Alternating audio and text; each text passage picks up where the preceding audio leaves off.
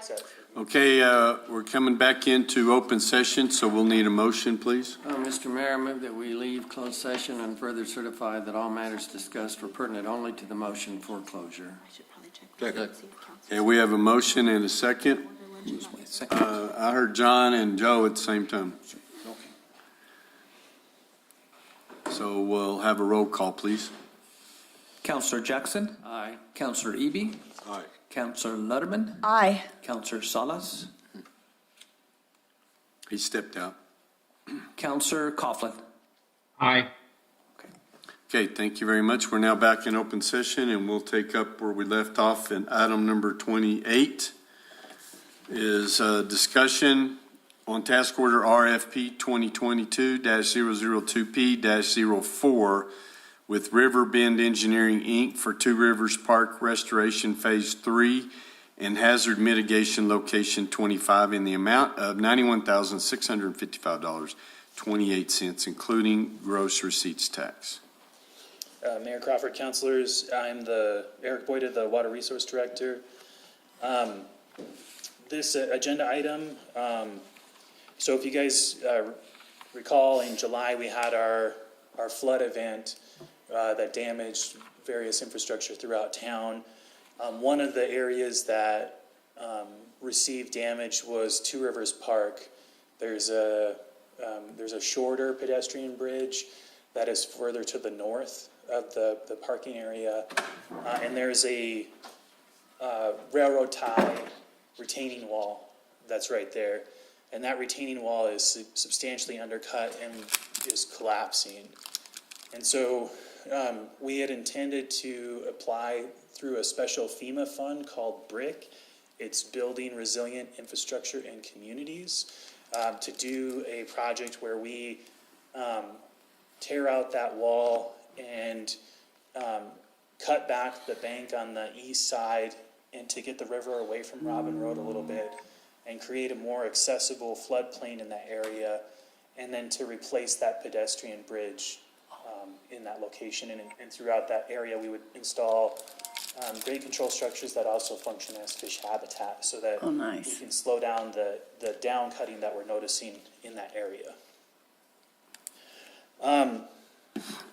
So directly downstream of that project, we have the sewer interceptor line that crosses through the park, and we had a proposed hazard mitigation site in that area.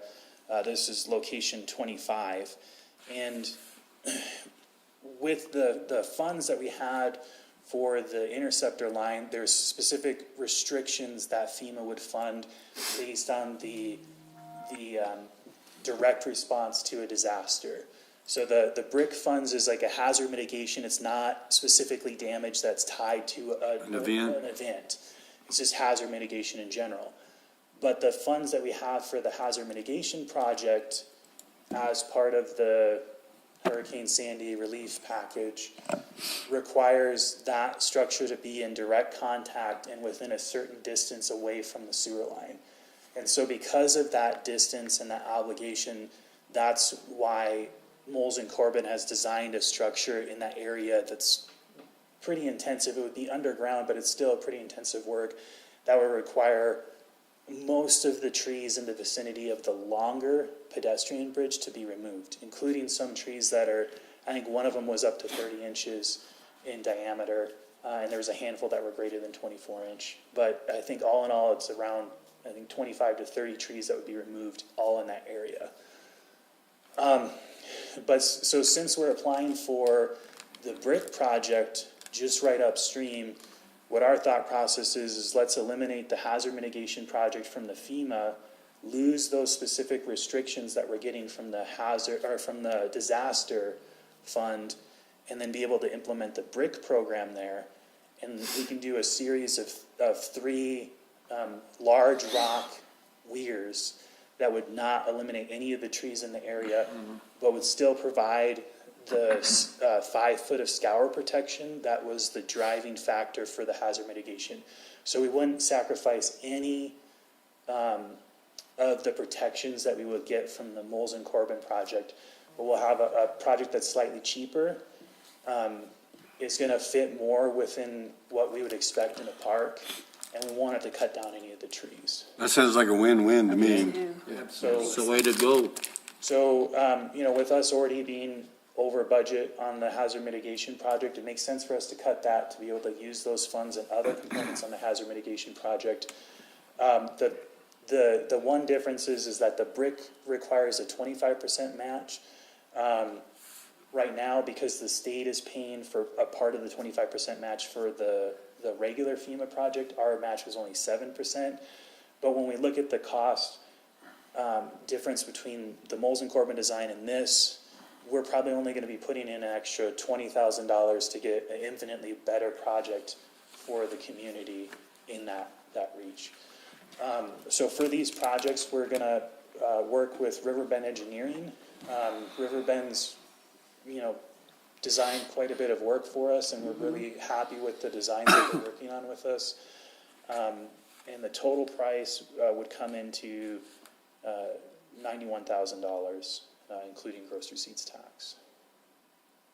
And that will help us with the application process through BRIC and bring us all the way through the construction phase of the project. That would be nice. So, Okay. Well, when you were saying that going with this particular project with Riverbend Engineering, that we would not be sacrificing any of the protections that Moles and Corbin had in their plan, are you saying that they were sufficient, but it was way overkill in there? so basically what happens, and you see it in a lot of instances, especially with federal dollars, the solution might be cheaper and better if it can be a distance away from the infrastructure you're protecting, but oftentimes the funding confines you, you have to do it here. So that's what Moles and Corbin designed. Like, Moles and Corbin didn't do anything wrong. They designed for what the funding allows for, and it requires it to be right next to the sewer line. We can, by spreading out those infrastructure downstream, we get that same level of protection for a little bit cheaper cost. It's just it's part of the bureaucracy of federal funds. And you save about 30 trees. Yes. That really looked like blight down. Oh, man. Oh, man, that would be terrible. And that's, one of the things I've been thinking about quite a bit, Eric, is there other ways of mitigating the hazard to the river other than, this approach that we're taking with Moles and Corbin? Throughout the whole river, it's, to me, I've been kind of thinking, man, we sure, So, there is quite a bit of stuff that we could have possibly looked at a softer alternative, but again, it would require a different funding source. And so, the structures that they chose for the project are a design that's based off of the Denver Metro Area Floodplain Association. And so, it has been kind of designed with environmental concern, but it's still a big, big process to build it. It is a lot of below grade infrastructure that could be replaced with rock weirs and other structures that would have benefits to fish and the aesthetics of the community. So that's one of the reasons why we've been trying to work with the NRCS on the Emergency Watershed Protection Program to make sure that we don't put in heavy infrastructure like they did in response to Dolly. We don't want to see, gabion baskets and these other heavy infrastructure. We want to look, we can still offer the protection that our assets need by putting in natural rock weirs and other natural rock structures. They just need to be sized appropriately and designed correctly. Especially in that area. Yeah. It's so accessible.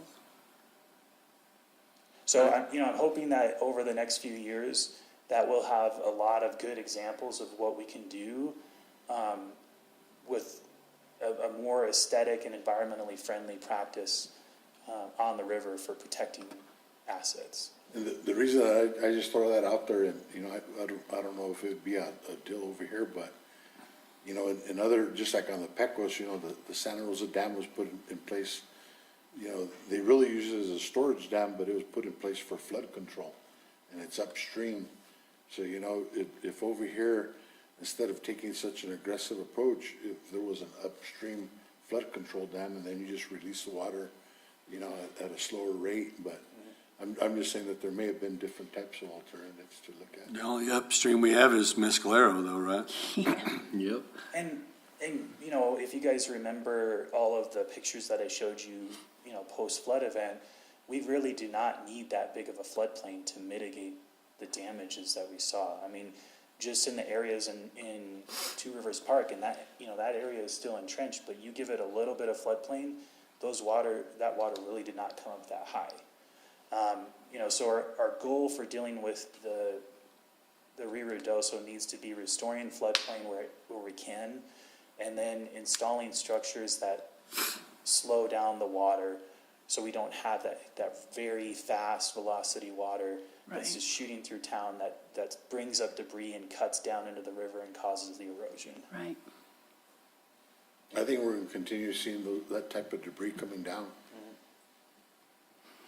And, you know, with the new bridges that are Yeah. gonna be put in, they're gonna, you know, be full spans Span. across the river, so, you know, we So you could, get Gavilan. we could go up to some of the, you know, probably our most primitive bridges, right along the reservation boundary, and those bridges handle these flows just fine.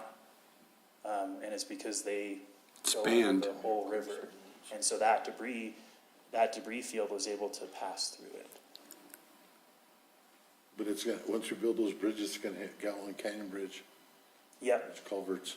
And so that's where, you know, with the EWP program and the stuff we're doing with Moles and Corbett for the hazard mitigation, you know, we need to set up a river strategy, and we need to start looking for alternative funding sources to replace stuff like the Gavilan Canyon Bridge. It held up in the flood event, but it's always gonna catch debris, it's always gonna flow over the top, and maybe we can look at installing a different bridge there that spans the whole river. Isn't that, I mean, because that went down, all the way down to Noskers, and, I mean,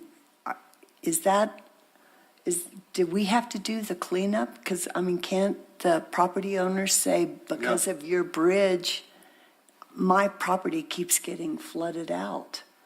I mean, the mud was unbelievable that from the. Well, I think that's where July. Falls under disaster event Yeah. in it that, Oh, you know, okay. we're not cleaning up their prop, because there was some of that, but that's what the NRCS was there to So talk to they're them saying about. it's And so, well, they were there, after that's a God. different funding source on how they can Okay. work with the property owners and whatever. Okay, There has been two property owners that are claiming that it was a result of our infrastructure. But, you know, when the insurance companies look at that as an act of God. okay, okay.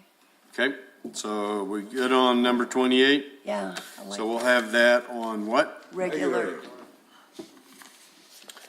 29, discussion on change order number 1 with General Hydronics Utilities LLC for Fault H 1979-S10 and Brown H 1497-S well improvements, requesting an extension of 73 calendar days to February 28th, 2022 for substantial completion. So Mayor Crawford, councilors, this is the change order that I briefly introduced you guys to at a infrastructure meeting about a month ago, I believe, a month and a half ago. So General Hydronics had ordered parts for the project right as soon as the submittals were approved. So it was very shortly after the contract was executed. And there's significant delays on some of the valves that are necessary for the project to work correctly.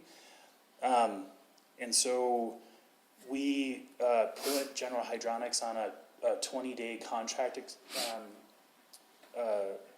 Extension? suspension, Suspension. so that we could make sure that they'd focus in on the town and country project. We didn't want them to feel obligated to work on this project while they're just waiting for parts. But with that project wrapping up and just I think the paving is the remaining component, their contract's starting back up tomorrow on the 8th. But we need to have a time extension, because they kept getting answers that, the equipment was coming, so they didn't ask for a suspension of the contract. So they didn't get the work that needed to get done at the first part of the contract because they were waiting for these parts. And I understand that, because that, to me, just on a residential level, they kept saying 2 weeks, 3 weeks, now it's gonna be 2 months. Yeah. So, this change order is not requesting any additional funds, it's just an extension of the contract for 73 calendar days. We still are waiting for a firm commitment on, there's 2 very large 16-inch valves that they haven't given them a commitment of when it's gonna come. So we may have to suspend the contract, again. But if we have delays like that, I'd rather just suspend the contract so that we don't have to have the admin support to supervise them or Okay. keep tabs on them. Consent, or do you want I would to say consent? consent. Yeah. Okay, all right. Thank you, Eric. Okay, is there anything that you're gonna have, Ron? Mayor, members of the council, during the meeting, of course, we'll have approval of governing body minutes as a consent item. We'll have introduction of new Village of Ruidoso employees under Mayor Oil reports and presentations. We will have a new appointment to the Utilities Committee, and that'll take place.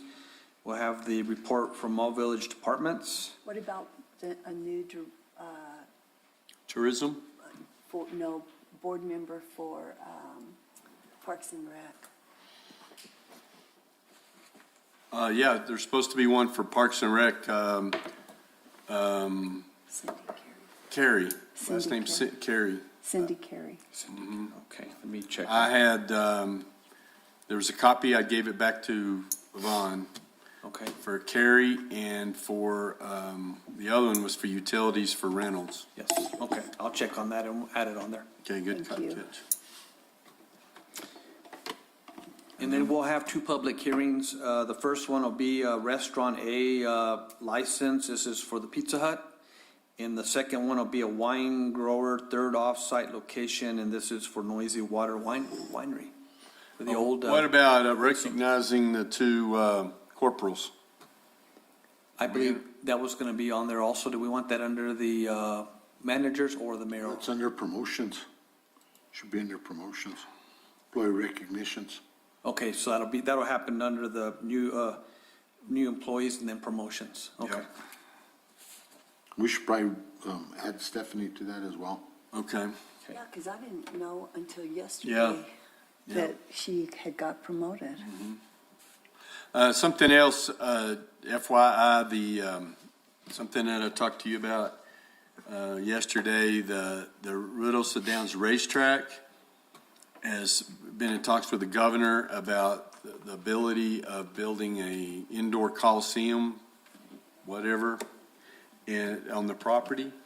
And the governor suggested that they get with one of the municipalities, so they are doing a presentation. The Downs called a special meeting on it. They've got our old buddy Jim Miller to sign off on it, and the attorney, John Underwood, is supporting it. They're doing a presentation in a special meeting this week, I think, to the council in Ruidoso Downs. They've been in contact with the county, with Ira Pearson, who is, I guess, supporting it. I was going to have Manager Dodge have a conversation with him today, just to find out their level. But is it possible under mayoral or anything that I could have the general manager of the track come in and give us just a brief overview of what he's talking about? It's your agenda, Mayor. Yeah, let's do it. Okay. I want to put it on there, Ethan Linder. I just want him to come in and keep us up to date, so when it starts coming out about a $20 to $25 million deal, what's going on, and I think we should be in support of it. We've always believed the better we all do, the better we all will do, the better they do. It is the summer event. Yeah, and Village so. of Ruidoso Downs is going to have to put up money for it? Well, that's the question, and Special meeting. so they actually had a special meeting that they called for it, and You so. already had it? Huh? You No, they're already getting had ready to have it this week. Do you know when it is? sometime this week. I just got a phone call yesterday evening about it. So, anyway, so far, it seems very supported. They're just trying to sway one individual. Have they appointed anybody for Jimmy Romero? Yes, I don't know the individual. We haven't been introduced to him. He said he's gonna run again in 2 more. It's kind of redundant. Who? Jimmy Mayor Romero. Crawford? Yes, So on that item, just update from, he's the executive director, is that correct? he's the general manager, General manager. president of Okay. All-American Ruidoso Downs Racetrack. Mayor, is there any other items that the council would like reports on specifically? You know, I think it's important that we do a report from the water and what we have done with Oh, the yes. money for the bonds. Yes, I agree, and we had discussed that before. The mayor's, The concern that people had had over the lack of rain and, are we okay on our water situation? Is that possible, Mr. Boyd, just to give a quick update on that? On our levels, we need to start, getting out the information. I'd like to newsletter invite you to come to the club, Mayor, and to the club. When is the club meeting, Tuesdays. Rotary? Is that Tuesday lunch? Won't you buy his? but I think we need to do a presentation on what we've done with the GEO bond money and Okay. and start, And so that'll be before the council meeting? no, it'll be on the day of the council meeting. There's actually a day if you want to go today. No, it's every Tuesday. Mayor Crawford, members of the council. I'll have to get with whoever manages Yeah. the program and ask them to put us on there, put the village on. Yeah, But I think we need to start, campaigning for that GEO bond. I agree. So I had one more item. It was postponed from the November 9th regular meeting, and that was the final Grindstone Canyon Reservoir Master Plan update. And Rodney will be presenting that, so Rodney's ready for that? Okay. that's all I have, Mayor. Thank you. Anything else? Which one is that? Anybody else want anything that they want us to? If you do, just give me a call. Okay. Did Joe have something? No, he has something for you to sign, Mayor. Okay. DHS from the Department of Homeland Security from the snowstorm in 2019. I can't believe we're just, now it's crazy. Okay. All right. Well, we will, that finishes the agenda for today. This meeting is. Mayor, just one more thing.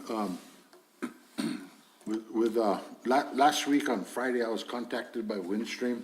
Oh, yeah. And Windstream is interested in making a proposal to the village of Ruidoso on how they're gonna build out the fiber and get it to every single resident. Danny Ferguson and Johnny Montoya are asking for a meeting with you and I next Wednesday, Mayor. Sounds good. This go around, I think we need to, have a consultant that can help us evaluate the whole system. I totally agree. Cause I think, Do we have, what was that one gentleman that we had talked to before is he out of Albuquerque now? Bobby Ortiz. Yes. He's a counselor out of Moriarty. He's Yeah, also- that does this, yeah. He's, Bobby Ortiz has been working in that area. Well, what would it take to engage him to set in on this? I'll give him a call. I'll give Bobby a call. Because there's so many times that we don't know what we should know when we're putting all this together, but we, for those of you that don't know, we did our capital outlay presentation and we asked for a lot. And it kind of was a bunch of crickets. They were like, but we felt like we were in the know on some of these things with some of the conversations the managers had with different secretaries of different departments, Homeland Security, DOT, all those. So we went big on all of these. Is Windstream asking for money or just support? Support. Money and support. I thought they were asking for money from the federal outlay money.